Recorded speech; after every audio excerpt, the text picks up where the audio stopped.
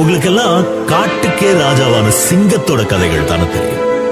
அந்த சிங்கத்தையே காலகாலமா டம்மி பண்ணி ஓட விடுற ஹைனாவை தெரியாதுல்ல.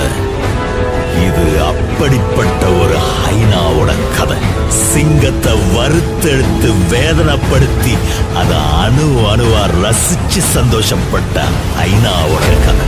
சிங்கத்து மேல இருந்த பயமும் மரியாதையும் காட்டுல குறைஞ்சுக்கிட்டே இருந்துச்சு. அதுல அந்த ஹைனாவுக்கு அப்படி ஒரு சந்தோஷம். என்னைக்காவது ஒரு நாள் இந்த ஹைனா சிக்கி சத்துராதான நாட்களை எண்ணிக்கிட்டே இருந்துச்சு. அண்ட் தென் ஒரு பக்கம் வெறியோட கிளம்புற சிங்கம், மறுபக்கம் ஏதோ ஒரு திட்டத்தோட சிரிச்சுக்கிட்டே கிளம்புற ஹைனா.